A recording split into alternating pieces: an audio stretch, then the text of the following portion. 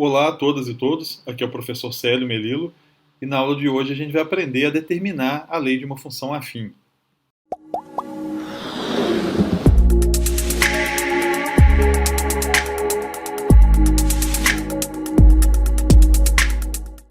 O que vem a ser determinar uma função afim? Uma função do tipo ax mais b. Isso é encontrar a lei dessa função afim que atende a alguns critérios que forem dados. Consiste, portanto, em conhecer os valores de a e de b, porque uma vez que a gente conheça esses valores de a e b, a gente conhece a lei da função, já que a estrutura dela depende apenas dessas informações. Para isso a gente vai voltar num axioma da geometria que diz o seguinte: dois pontos determinam uma única reta e, consequentemente, uma única função afim. Que dois pontos determinam uma única reta? Mesmo que você não lembre muita coisa de geometria, dá para você imaginar que essa frase faça algum sentido, né?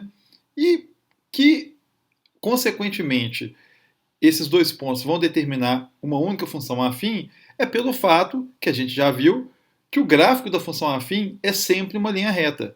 Então, uma vez que os dois pontos determinam essa linha, eles determinam qual é essa função. A gente vai começar a usar umas ferramentas aqui, que a primeira delas é entender como que a gente pega um ponto, no caso eu vou chamar um ponto x1, y1, que pertence a uma função, e traduz isso para a lei da função. A gente pode afirmar que se o ponto x1, y1 pertence à função, o f de x1, ou seja, a imagem de x1, é o y1. Bom, e se essa função é uma função afim, a gente pode dizer que o y1, que é a imagem, é o resultado da conta que você faz. Não é ax mais b? No caso que o x vale x1, então vai ser ax1 mais b. Então vamos lembrar disso aqui, porque sempre que um par ordenado pertencer a uma função afim, ele vai satisfazer essa estrutura de igualdade aqui. Vou pegar, por exemplo, uma função que contém o ponto 3, 7, ou que, de modo equivalente, a gente diz que f de 3 vale 7. 7 é a imagem do 3. A gente pode falar, por aquela estrutura ali que a gente tinha destacado, que 7 é o resultado da conta a vezes 3, né, que é o valor de x, mais b. Y igual a ax mais b. Vamos guardar essa informação. Vamos imaginar agora que essa mesma função, é a mesma função que contém o 3, 7, contém também o ponto 9, 10. Pela mesma estrutura, o f de 9, a imagem do 9, é 10. A gente pode falar que os coeficientes a e b também satisfazem essa igualdade aqui. 10, que é o y, é igual a vezes 9, que é o x, mais b. Só substituir o x e o y do par ordenado na lei y igual a x mais b de novo. Só que aí, se a gente tentar descobrir qual função que atende, por exemplo, o fato de conter o ponto 3, 7, infinitas funções vão conter esse ponto. Basta pegar esse ponto no plano cartesiano e traçar várias retas que passam por ele. Isso vai valer também para o ponto 9, 10. Porém, só vai ter uma única função que vai possuir ambos os pontos, 3, 7 e 9, 10. Porque não tem outra reta, além da reta que passa por esses pontos, de acordo com o axioma que a gente citou no início da aula, que falava que por dois dados pontos passa uma única reta. Isso nos permite concluir que só existe um par de valores, A e B, que satisfaz simultaneamente aquelas duas equações que a gente elaborou. 7 igual a 3 mais B e 10 igual a vezes 9 mais B. Reorganizando isso aqui, a gente vai resolver um sistema com essas duas equações. Vamos lá. Reorganizando então as duas equações do sistema, a gente tem que a primeira pode ser escrita como 3a mais b igual a 7 e a segunda 9a mais b igual a 10.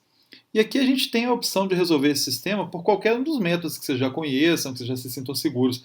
Eu vou sugerir o método da adição, pelo seguinte motivo. Sempre vai ter o mais b nas duas equações, quando se tratar de função afim. Então, fazer a eliminação de um deles é simples. A gente pode multiplicar qualquer uma das duas equações por menos 1, que na hora que somar, o b vai cortar. O b de cima vai cortar com o b de baixo. E eu vou, nesse caso aqui, vai ficar mais simples se eu multiplicar por menos 1 a primeira equação. Porque aí 3a multiplicado por menos 1 vai dar menos 3a, com mais 9a vai dar 6a. E o mais b vai, desculpa, o menos b vai cortar com o mais b. vai ficar igual a menos 7 com 10 vai dar 3. Então, o A ele vale 3 sobre 6, que é a mesma coisa que 1 sobre 2. E, a partir do momento que eu já sei o valor de A, eu posso escolher uma das duas equações para substituir o valor do A e descobrir o valor de B. Eu vou substituir na de cima, que está escrito 3A, então é 3 vezes 1 meio, mais B é igual a 7. 3 vezes meio dá 3 meios. Então, vai dar B é igual a 7, que já estava do lado de cá, quietinho, menos 3 meios. B vai ser igual, tira o MMC aqui, que é 2. 2 dividido por 1 é 2, vezes 7, 14. 14 menos 3 sobre 2, que vai ser igual a 11 meios. Olha, se agora eu conheço o valor de B e o de A, inclusive eu já conhecia, está aqui o A meio e o B 11 meios, eu já tenho o que eu preciso para escrever a lei da minha função afim. A lei da função vai ser y igual a, no caso, meio, vezes x, mais o b, que é 11 meios. Uma maneira também de escrever isso aqui de uma forma um pouco mais sintetizada, equivalente, é y igual a x mais 11, tudo isso sobre 2. Isso aqui serve para a gente como a lei da função afim, que passa pelos pontos 3, 7 e 9, 10. E uma vez resolvido o sistema, como a gente acabou de fazer, alguma pergunta pode surgir. De onde vêm essas informações? Elas podem vir de diferentes formas. Muitas vezes elas podem ser obtidas observando o gráfico. Você vai lá e observa dois pontos que pertencem ao gráfico da função, tabelas de valores. Os dados podem ser diretos, explícitos, uma situação, problema que você pode ter que interpretar. E em todos esses casos, você vai pegar a informação, traduzir essa informação em termos de pares ordenados, o que vai te permitir elaborar um sistema análogo àquele que a gente acabou de resolver, sempre em cada equação do sistema, associando o seu x com o seu y, cada valor do domínio com a sua respectiva imagem. Volta e meia, vocês vão se deparar com situações que são bastante corriqueiras na hora de determinar a lei de função afim, que vão permitir economizar o esforço para resolver o sistema. Por exemplo, digamos que você conheça o valor de A, e A vale 4. Você sabe essa informação de antemão. E além disso, você sabe que a função contém o ponto 6 menos 2. Então a gente pode pegar a função y igual a x mais b, e como a gente já sabe que o a vale 4, nosso ponto de partida não é ax mais b, é 4x mais b. A gente pode reescrever sem fazer de conta que a gente está procurando o a, porque de fato a gente não está procurando o a, a gente já sabe que ele vale 4. A gente só está procurando o b agora. E por saber que o ponto 6 menos 2 pertence a essa função, a gente vai colocar o y valendo menos 2 e o x valendo 6, e a gente vai ter uma única equação, que é bem mais simples de resolver do que um sistema. Inclusive a solução aí é b igual a menos 26. Já sabíamos que o a valia 4, agora a gente sabe que o b vale menos 26. Então a função é y igual a 4x menos 26. Foi bem mais rápido. Mas de onde que vai surgir essa informação? Como que eu vou antecipar o valor de um desses coeficientes?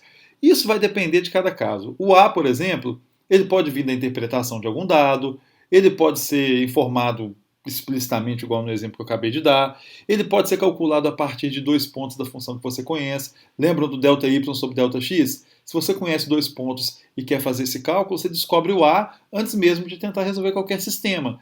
E a partir daí, você continua, igual eu acabei de fazer no exemplo anterior, para descobrir o valor de B. O valor de B, por outro lado, ele, às vezes, numa situação problema, ele está lá textualmente explicado, é o valor inicial de uma determinada coisa, é o valor do coeficiente linear da função. Graficamente, ele também costuma aparecer de forma bastante explícita, porque ele é o ponto de interseção da função com o eixo vertical. Ou melhor, ele é a ordenada do ponto de interseção da função com o eixo vertical. Então você observa esse ponto.